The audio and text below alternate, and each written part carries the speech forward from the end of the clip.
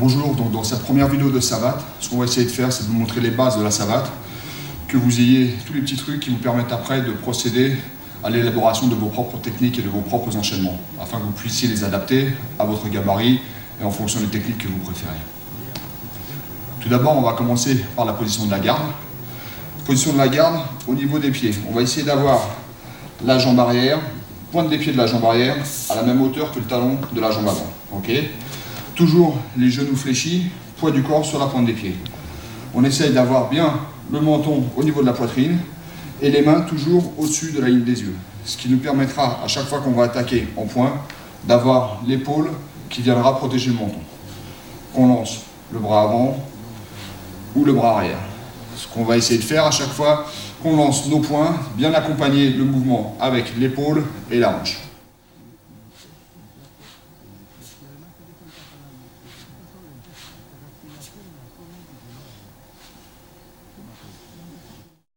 Pour travailler le transfert du poids de corps, ce qu'on va essayer de faire quand on travaille sur les directs, on va essayer, quand on lance le point avant, d'avoir le poids du corps sur la jambe arrière. Quand on lance le point arrière, on va venir avec le poids du corps sur la jambe avant, ce qui va nous permettre de bien pouvoir passer la hanche et les épaules.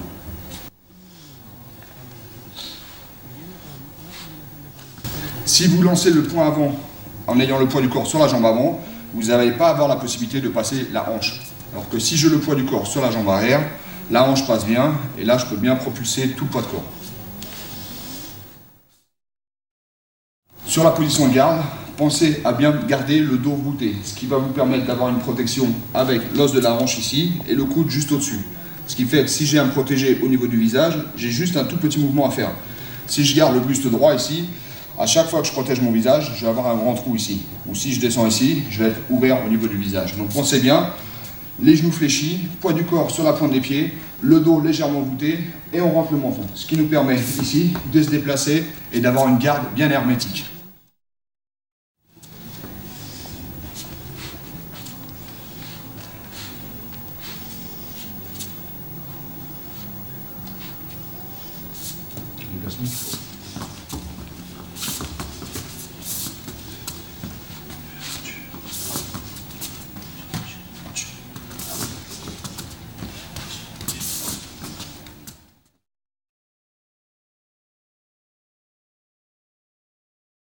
En ce qui concerne les attaques en pied, en savate, toutes les touches doivent se faire avec la chaussure, soit avec le dessus du pied, la pointe du pied ou la semelle du pied, ce qui nous permet d'avoir une arme beaucoup plus fine et beaucoup plus précise. Okay, ce qui fait qu'au niveau des frappes, si mon partenaire est bien en garde, bien fermé, si j'ai la bonne précision, je vais avoir la possibilité de venir piquer à l'intérieur et de venir piquer exactement là où se trouve le trou. Tout d'abord, nous allons commencer par le fouetté. Sur le fouetté, l'important est de bien pivoter la jambe d'appui pour passer la hanche de profil. Une fois que j'ai monté ma hanche de profil, je vais venir viser la cible à atteindre avec mon genou, en montant bien mon talon armé au niveau de ma cuisse. On va venir détendre, toucher avec le pied, revenir et reposer en garde. Les attaques se font sur 3 niveaux. En bas, niveau médian, ou au visage. Sur tous ces niveaux, à chaque fois, il faut bien penser à revenir armé, ce qui va nous permettre ici de pouvoir faire nos doublés ou de pouvoir changer nos techniques sans reposer la jambe. Lors des attaques en jambes, la jambe la plus importante n'est pas celle qui frappe, mais celle qui reste au sol. Il faut bien penser à pivoter le pied pour pouvoir ouvrir et bien passer la jambe. La hanche ici, en bas, médian ou au visage. Que ce soit pour la jambe avant ou la jambe arrière. L'avantage de la savate et de l'utilisation des chaussures est de n'avoir qu'une seule distance que je travaille en point ou en pied. Si je passe bien ma hanche et mes épaules, une seule distance suffit, quelles que soient les techniques utilisées. Si je travaille de trop près, que je ne passe pas mes épaules, je perds de la puissance au niveau de l'attaque. Parce que là, je vais toucher et après, je vais pousser. Pour être le plus efficace, il faut que mon bras soit tendu au moment de la percussion. Si je suis trop près, au moment de mon attaque, je vais être trop près et venir toucher en tibia. Donc il faut bien penser à bien allonger le bras, passer la hanche et l'épaule, de sorte que je n'ai qu'une seule distance pour travailler mes bras et mes jambes.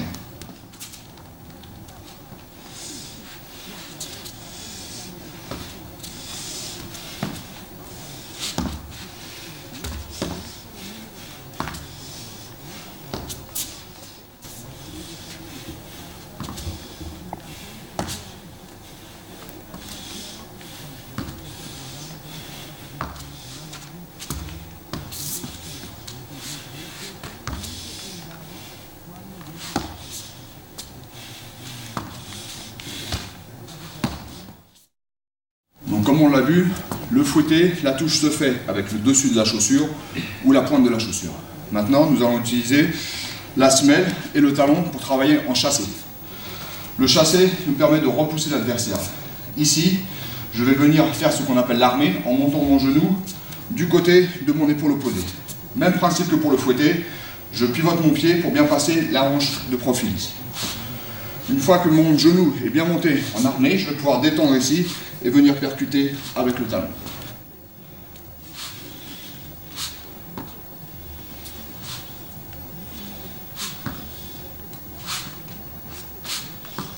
Pour avoir le plus de puissance possible, j'essaie bien, à chaque fois que je viens percuter, d'avoir la jambe bien tendue.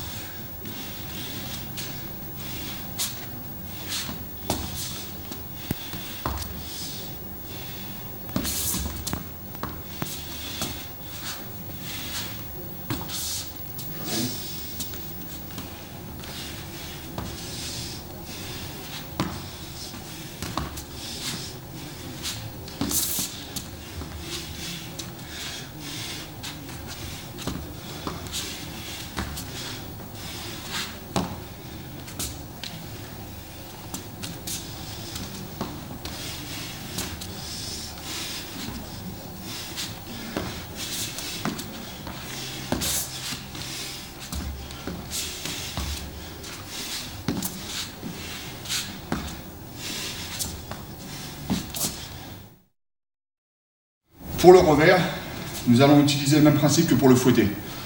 Le fouetté, on démarre jambe fléchie, on vient piquer avec la jambe tendue.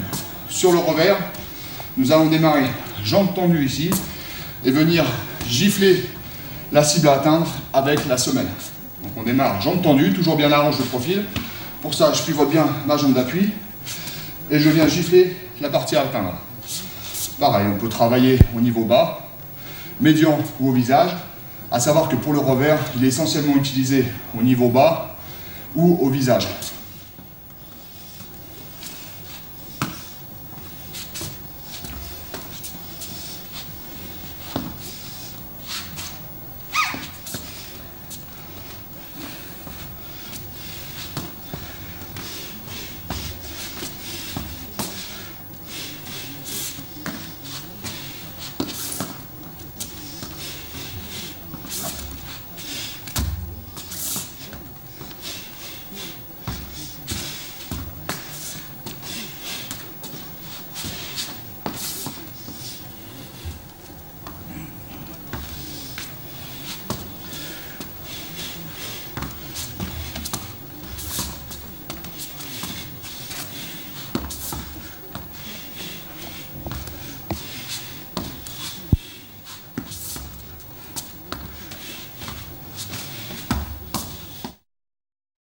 Le coup de pied bas peut être utilisé soit en technique de frappe, pour venir percuter au niveau du tibia, soit en technique de balayage.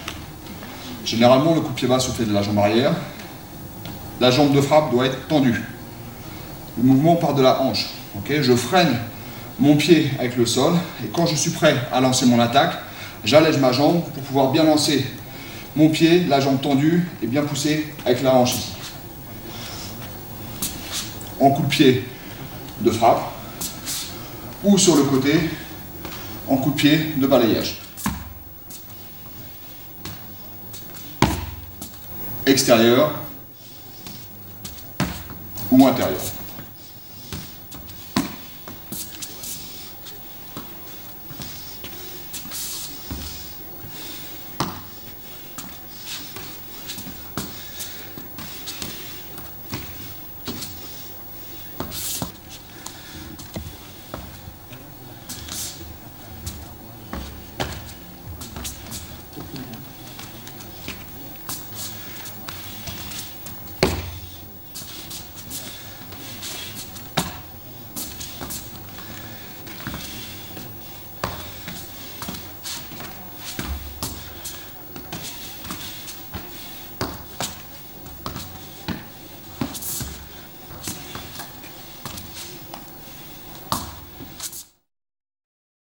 nous avons vu le chassé, où il faut bien passer la hanche de profil. Okay, on vient bien percuter avec la semelle du pied. Maintenant, nous allons voir une autre forme de chassé qui s'appelle le chassé frontal. Sur le chassé frontal, je viens bien armer, comme tout à l'heure, mon genou à la poitrine, mais je garde mes hanches face à mon adversaire. Donc je monte bien mon genou ici, et je viens percuter en passant bien la hanche ici.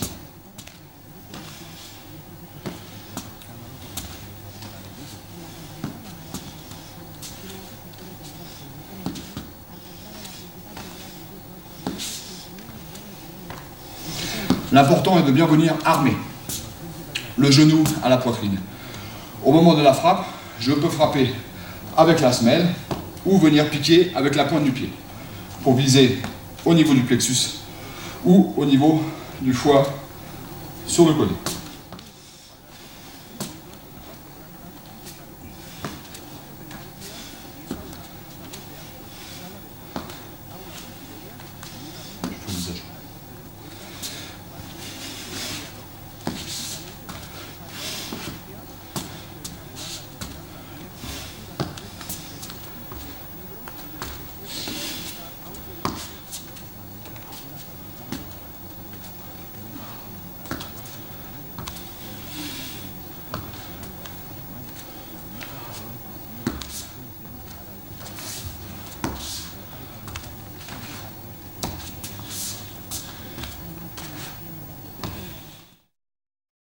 Nous avons vu le revers, dit revers latéral, où on a bien la hanche de profil et où on vient percuter avec la semelle. Maintenant, nous allons voir le revers frontal. Revers frontal, même principe, il faut bien armer le cou, sauf que cette fois, mes hanches restent de face. La percussion va se faire avec le bord externe de la chaussure.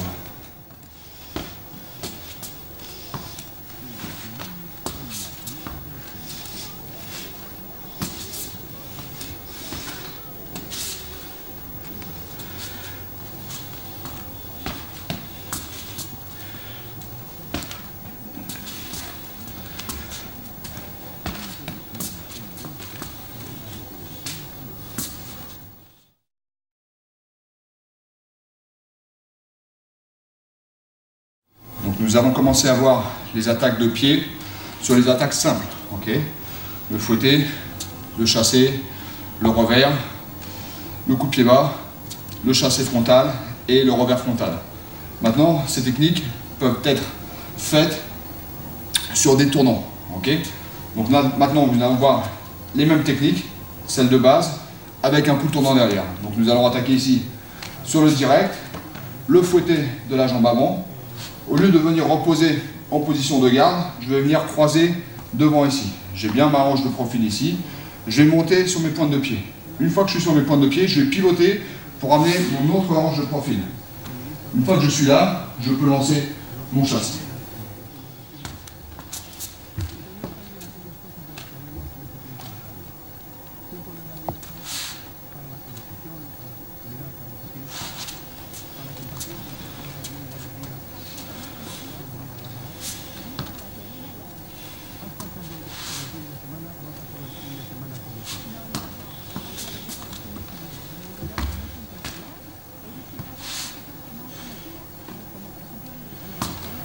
Donc je vous rappelle, sur le chassé de base, quand je suis en garde, j'amène bien ma hanche de profil ici pour lancer mon chassé. Quand je fais mon chassé tournant, je veux retrouver la même position. Donc je lance mon premier fouetté, passe ma jambe devant ici et viens pivoter pour me retrouver dans la première position, la hanche de profil. Les erreurs principales sont, attention, lors du tournant, de ne pas lancer le pied avec le dos tourné. Si là, je viens le toucher, c'est moi qui vais partir vers l'avant. Okay, s'il se déplace lorsque je lance mon attaque, je ne vais pas pouvoir le toucher. Donc bien passer la hanche d'abord et regarder où se trouve l'adversaire.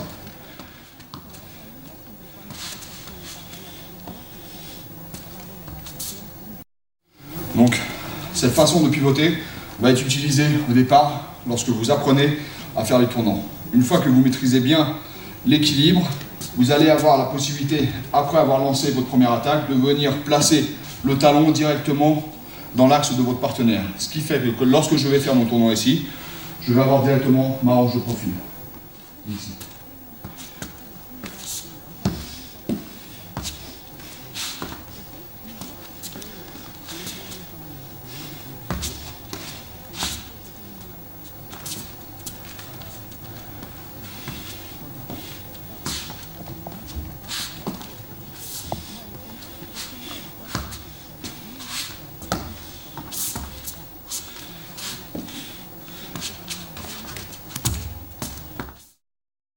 La difficulté dans la réalisation des tournants est de garder la distance. Un petit moyen mémotechnique, il suffit d'imaginer qu'il y a un cercle de tracé au sol. Si je pars de cette position et de créer un cercle sur le sol, à chaque fois j'ai ma distance. Donc, lorsque je lance ma première attaque et que je veux effectuer un coup tournant, il faut que je vienne reposer mon pied sur un cercle dit virtuel. Okay, ce qui me permettra à chaque fois d'avoir ma distance. Quel que soit l'angle que je choisis, je peux tourner autour de mon partenaire et avoir la distance. Si je reviens en garde après ma première attaque ici, lorsque je vais faire mon tournant, je vais être trop près. Donc pensez bien à chaque fois à reprendre votre distance sur le cercle virtuel. Okay, nous avons vu le chassé, maintenant nous allons faire la même chose avec le revers. Ici, je lance mes attaques. La hanche de profil et mon revers. Même principe que tout à l'heure, lorsque je lance mon revers simple de base, j'amène ma hanche de profil. Je lance la jambe et viens fouetter avec la semelle du pied. Lors de mon tournant, je veux retrouver la même position.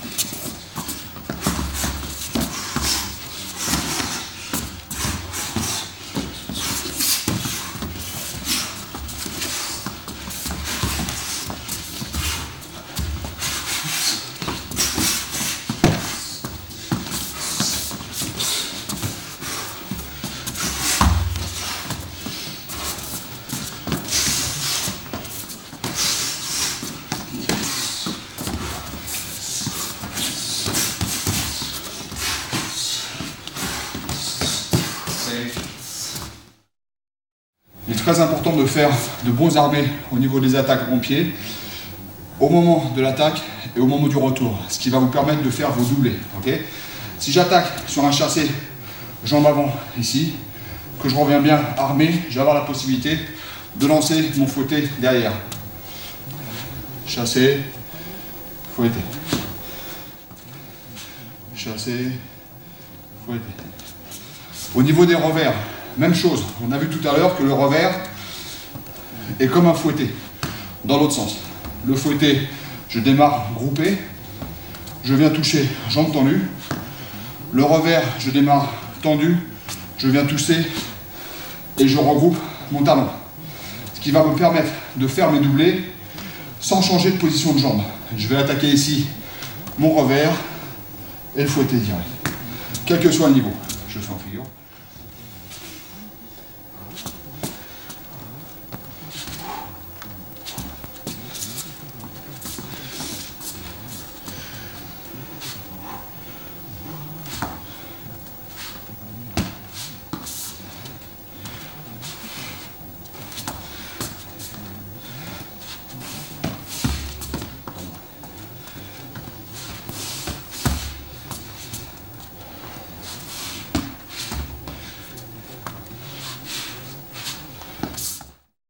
Lorsque vous travaillez en ligne haute, pensez à bien ramener les épaules vers votre partenaire pour garder le sens de l'équilibre.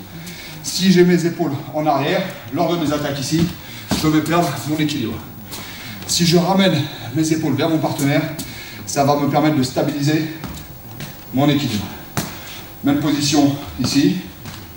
Si j'ai mes épaules en arrière, je perds l'équilibre. Donc ramenez bien les épaules vers l'avant. Les mains. Toujours les mains bien groupées au-dessus de la ligne de vision. Ce qui vous permet d'avoir tout le poids de corps regroupé au niveau des épaules. Simplement en bougeant les épaules vers l'avant ou vers l'arrière, vous allez garder votre équilibre. Si vous avez les bras ouverts, déjà vous vous exposez aux contre-attaques de votre adversaire et il va être beaucoup plus difficile de garder le contrôle de l'équilibre. Donc toujours les mains groupées en l'air, menton à la poitrine et on vient ramener les épaules vers l'adversaire.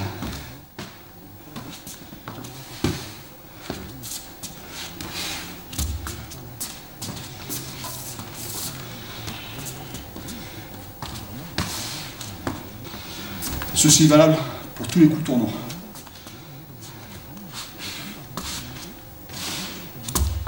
Si j'ai mes épaules en arrière, je pars en arrière.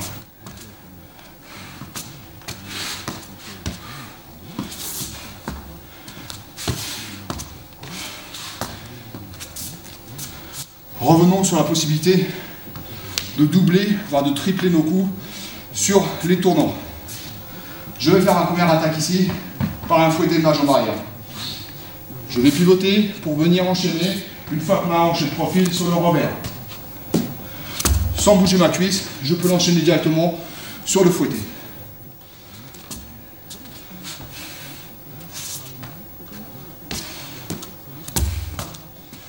Il faut surtout bloquer la cuisse pour qu'on reste dans l'axe. Si je bouge ma cuisse, il va être très difficile de contrôler l'équilibre et de revenir toucher sur le dernier fouetté.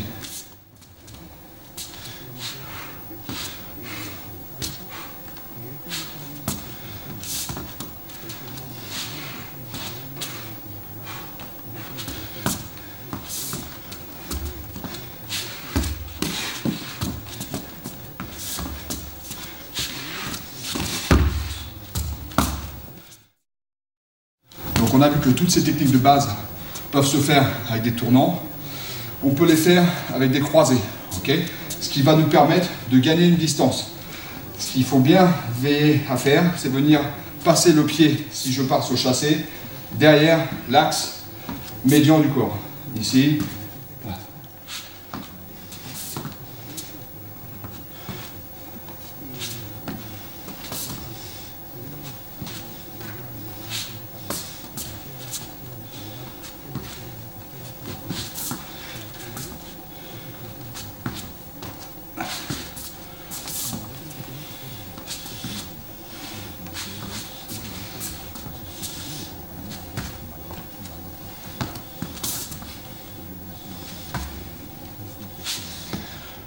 Lorsque j'effectue mon chassé, je viens croiser derrière. Lorsque je travaille sur les fouettés, nous allons croiser devant. Ce qui va nous permettre d'avoir tout de suite la hanche dans l'axe désiré.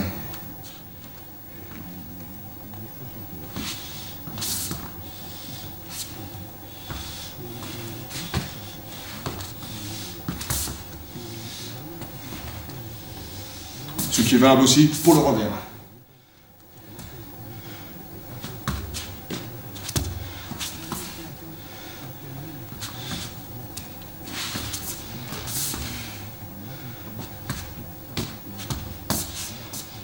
Donc là, nous avons vu les attaques sur les croisés. Il est possible de combiner le croisé avec le sauté. Donc on obtiendra ici un sauté croisé, ce qui nous permet de gagner une distance plus ample. Si par exemple ici, j'avance, mon adversaire vient me toucher sur un chassé, je recule ici, je suis hors distance. Pour gagner ma distance, le chassé sauté croisé va me permettre de revenir tout de suite à la distance de touche. On commence. Médian plus fort.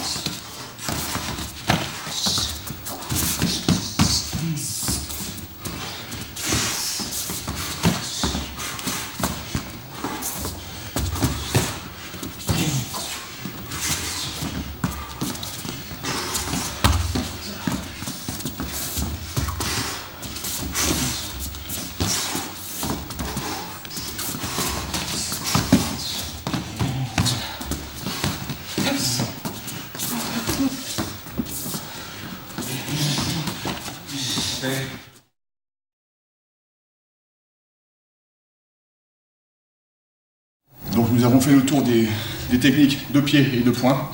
Maintenant nous allons voir comment faire les blocages et les parades. Tout d'abord nous allons commencer par l'attaque sur le fouetté médian, jambe avant. Et ici. Au niveau du blocage, je vais rester toujours en protection avec ma main arrière ici, venir pivoter mon épaule pour venir bloquer son pied avec l'intérieur de ma main, la paume de la main. Il vient me toucher ici, ok? Donc si je recule mon épaule, j'enlève la cible de la trajectoire, pardon.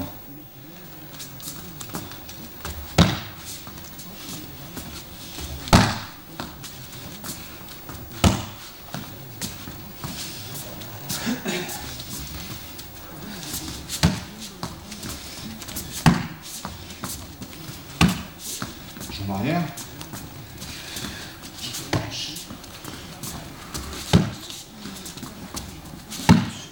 Pensez à bien laisser votre main en protection au ski, ce qui va vous permettre, s'il fait un doublé au visage, vous allez être protégé.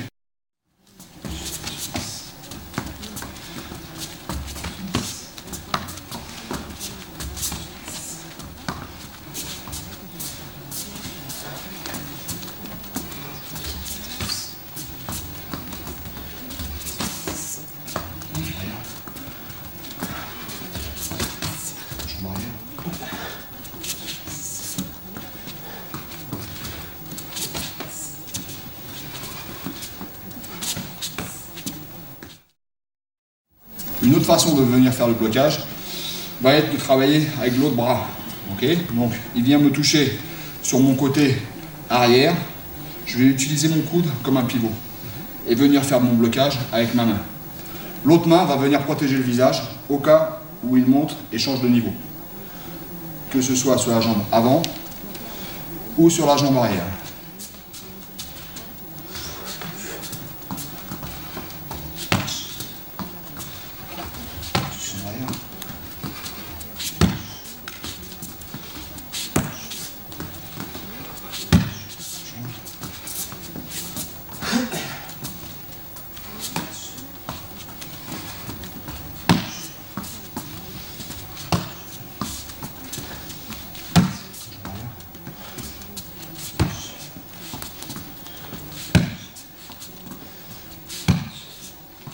Alors attention, sur ce blocage, de bien avoir le bras fléchi au niveau du coude.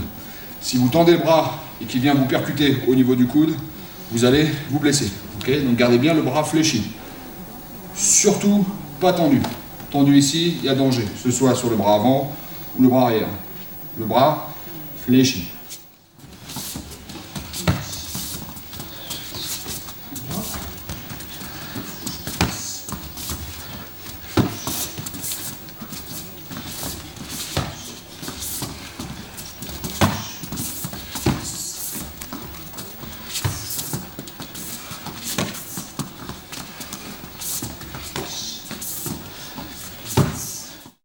Alors attention, en savate, il est interdit d'accrocher une jambe. Par contre, je peux utiliser mon bras pour pousser sa jambe. S'il vient m'attaquer sur un fauteuil médian, ici, je ne peux pas lui accrocher la jambe. Mais je peux utiliser l'autre main ici pour venir le faire tourner et le faire pivoter. Lors de cette rotation ici, il va falloir que je prépare mon attaque suivante. Venir à distance avec ma jambe d'appui pour venir le percuter ici. Pas trop sur le côté.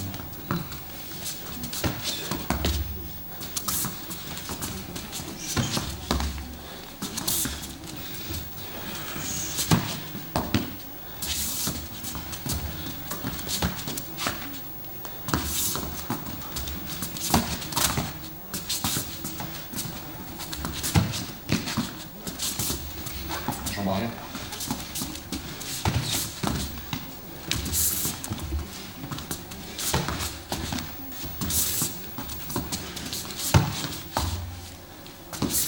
Alors attention, de bien repositionner votre pied d'appui pour que lorsque je fais tourner sa jambe, ma jambe le suive ici pour que j'ai ma distance de suite. Si vous ne bougez pas votre pied, vous allez être hors distance.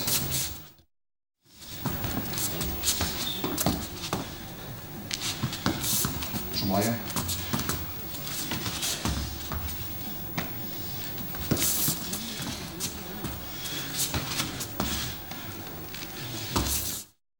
Pensez, lorsque vous faites un blocage, de faire une riposte derrière. Lorsque vous attaquez, il va être obligé de se protéger et il ne pourra pas continuer sur ces enchaînements. Si vous lui laissez tourner sa jambe, il va être capable d'enchaîner derrière sur des tournements. Okay ?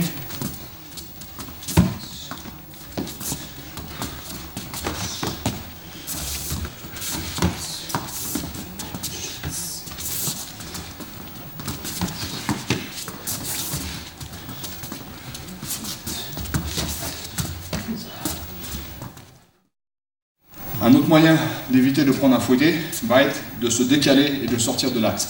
Si je reste face à lui ici, je vais prendre le coup en pleine puissance. Si je sors de l'axe ici, le coup, même s'il vient me toucher, n'aura plus aucune puissance. Donc faites attention, lorsqu'on se déplace sur le côté, de bien rester en protection. Il faut qu'on ait l'os de la hanche ici et le coude juste au-dessus. Ce qui fait que s'il vient me toucher avec son pied, je serai en protection. Si vous restez trop ouvert ici et qu'il vient vous piquer, vous allez vous faire toucher. Okay ? Donc pensez à bien vous décaler sur le côté et protection au niveau du coude et de la hanche.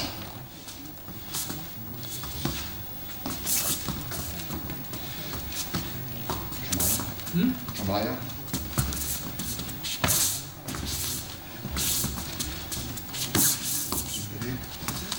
Hop, deux avant, deux arrière.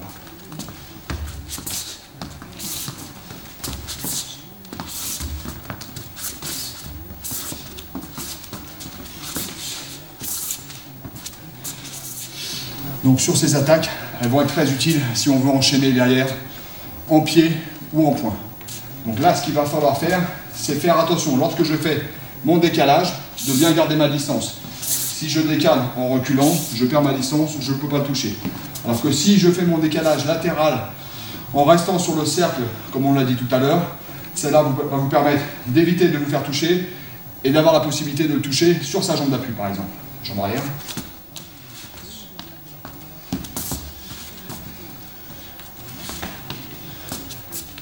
La même chose peut se réaliser avec des contres en poing. Dans ce cas-là, il va falloir que je rentre un petit peu plus près pour venir le toucher à distance de poing.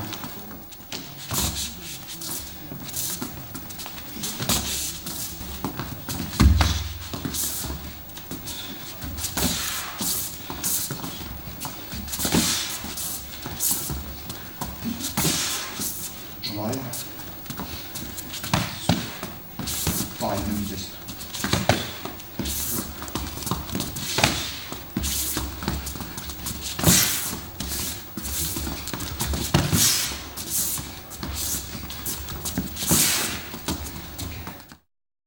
Donc maintenant, nous allons voir les parades, les esquives et les blocages sur des attaques rectilignes. Nous allons commencer par le chassé frontal.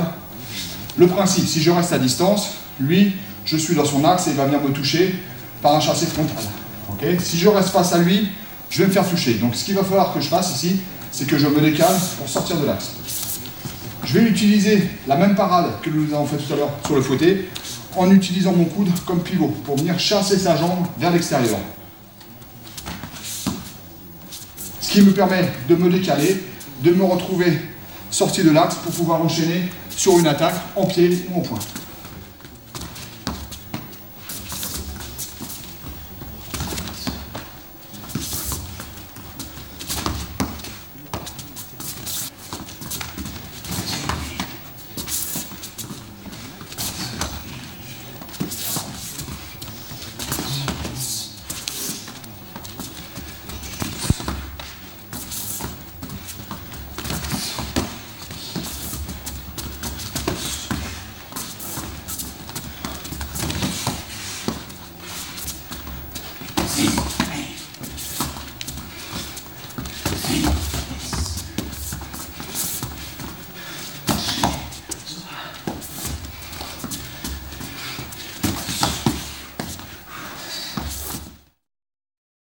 Le même principe va être utilisé sur les attaques de poing, les attaques rectilignes. Sur le direct, il vient me toucher dans l'axe. Okay? Ce que je vais chercher à faire, sortir de l'axe et avec ma main, pousser son poing vers son côté intérieur. Au niveau des parades sur le direct, pensez à toujours pousser son poing vers son côté intérieur. Okay? Si vous le poussez sur le côté extérieur ici, il va pouvoir vous enchaîner avec l'autre main. Okay? Que ce soit sur le bras avant ou sur le bras arrière. Si je pousse là, l'autre poing va sortir. Donc pensez bien à aller sortir de l'axe, toujours du côté intérieur. Arrière. Attaquez direct. Viens me toucher.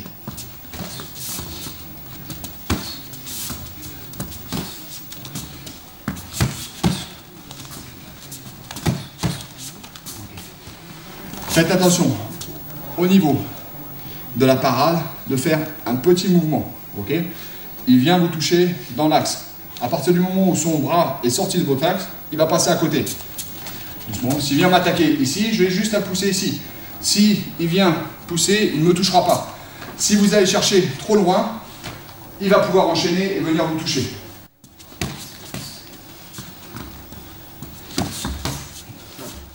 Petit mouvement pour être de retour en garde. Enchaîne.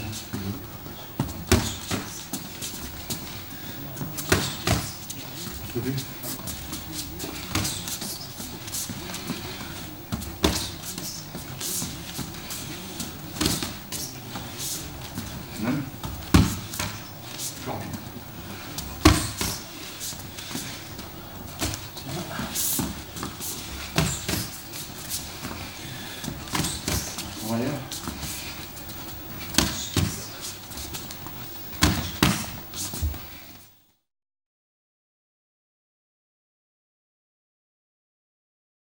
Donc je vous répète ce qu'on a dit au début de la vidéo, ce qu'on essaie de faire, c'est de vous montrer les principes. À partir du moment où vous avez les principes, sortir de l'axe, se décaler, vous allez être capable d'adapter vos enchaînements, vos parades et vos blocages à vos propres techniques ou à votre propre gabarit. Mais à chaque fois, pensez que si vous êtes dans l'axe de votre adversaire, en reculant droit, vous allez être toujours à sa portée. Okay?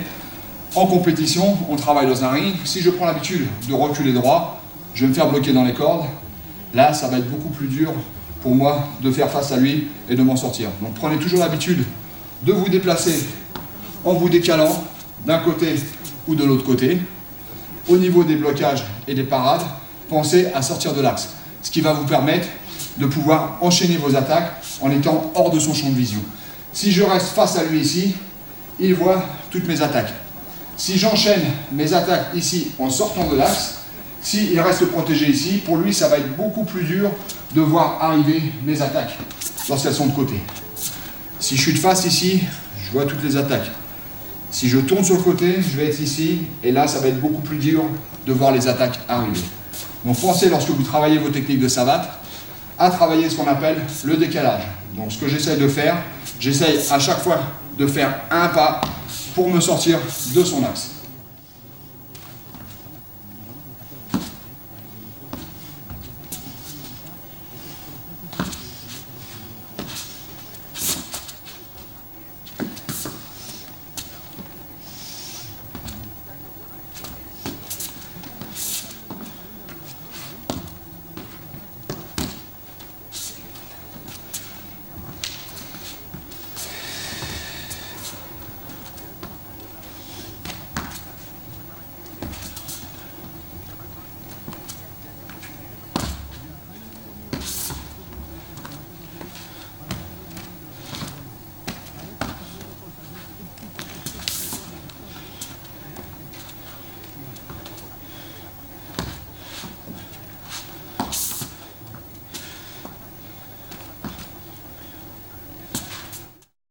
Le fait de bien décaler lors de vos attaques et de finir en jambes vous permet, grâce à l'utilisation de la chaussure, de venir piquer les endroits qui sont bien protégés.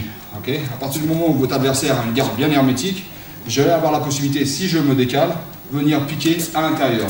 Si, mettons garde bien fermée, si je suis ici, je ne vais pas pouvoir venir piquer à l'intérieur si je reste face à lui. Par contre, si je sors de l'axe, que je me décale, ici j'ai une ouverture pour venir piquer à l'intérieur, que ce soit au niveau du plexus ou au niveau du foie.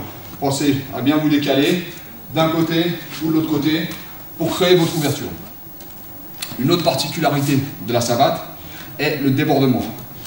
Le débordement, ici, je démarre comme sur un décalage, mais je viens décaler mes deux appuis, ce qui fait que là, je vais avoir un pas qui chasse l'autre ici pour venir toucher avec ma jambe d'appui afin de le surprendre. Lorsque vous êtes en compétition, vous partez sur le côté, pour votre adversaire, vous allez le toucher avec cette jambe-là. À partir du moment où il a réussi à analyser votre technique, il est persuadé que c'est la jambe avant qui va venir toucher.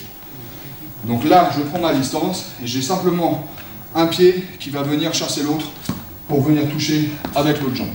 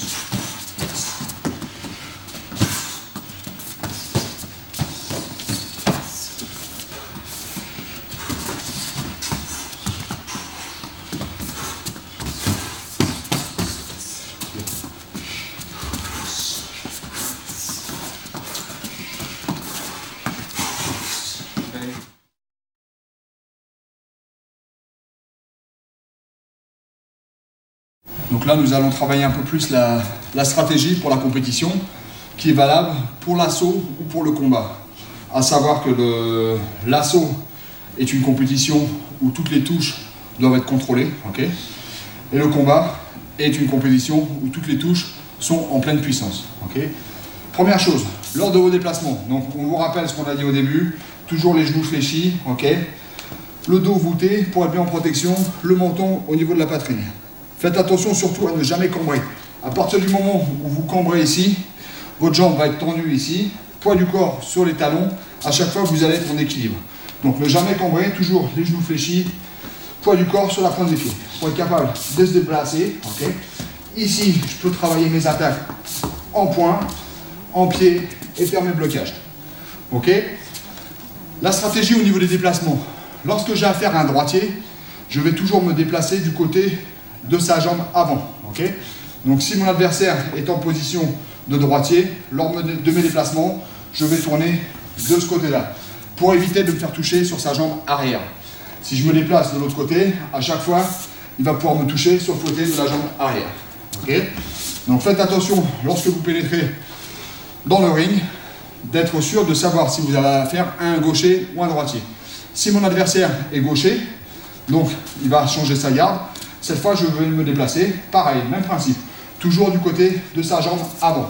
Si je pars du côté de la jambe arrière, souvent je vais me faire contrer ici par sa jambe arrière. Okay. Donc à chaque fois, prenez l'habitude, dès qu'on se déplace dans le ring, je sais si j'ai affaire à un droitier ou à un gaucher. Okay. Ce qui me permet de bouger d'un côté ou de l'autre.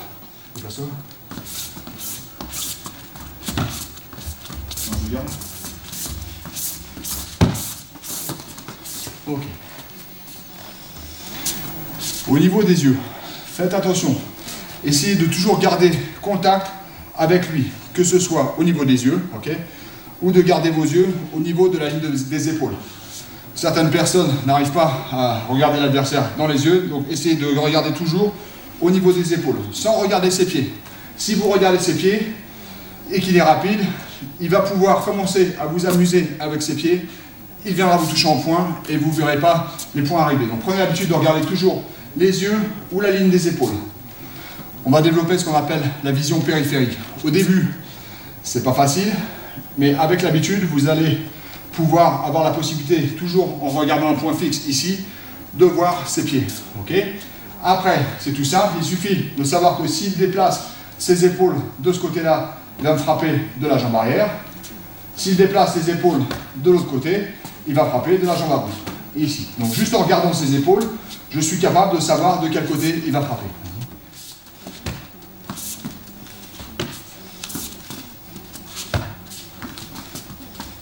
Je change.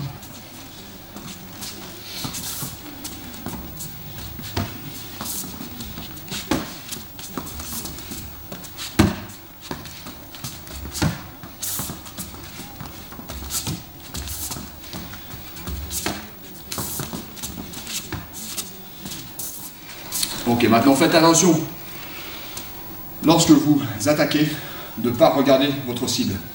Si vous attaquez en bas, donc vous regardez là où vous allez toucher, votre adversaire a juste à regarder vos yeux, il va savoir où vous allez attaquer. Donc prenez l'habitude, lors de vos attaques, quel que soit le niveau, de toujours regarder ici la ligne que vous avez choisie de fixer au départ. Que j'attaque en bas ou en haut, mon regard ne change pas.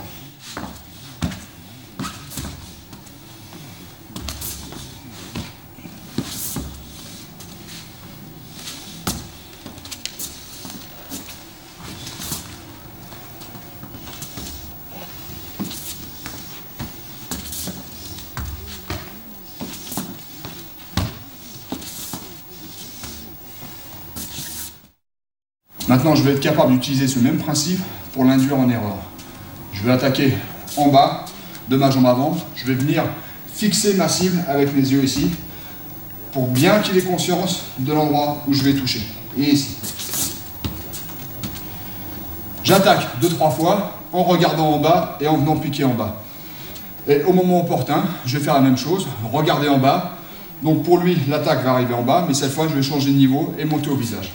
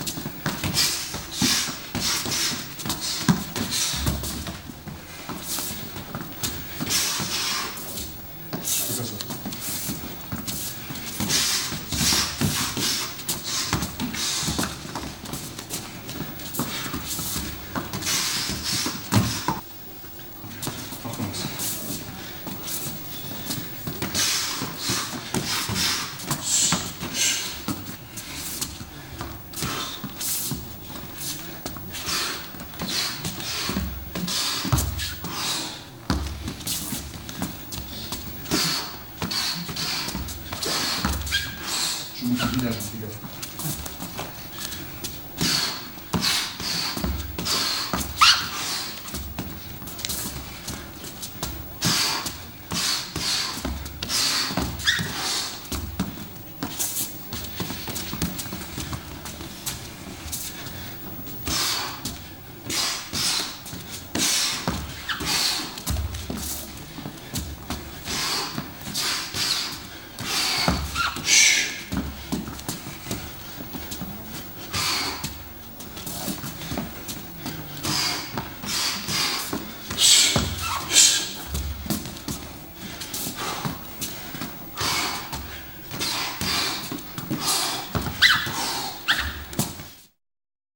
Lorsque vous travaillez toutes vos techniques et tous vos enchaînements, essayez de les travailler au ralenti d'abord, pour bien sentir les positions de corps que vous utilisez.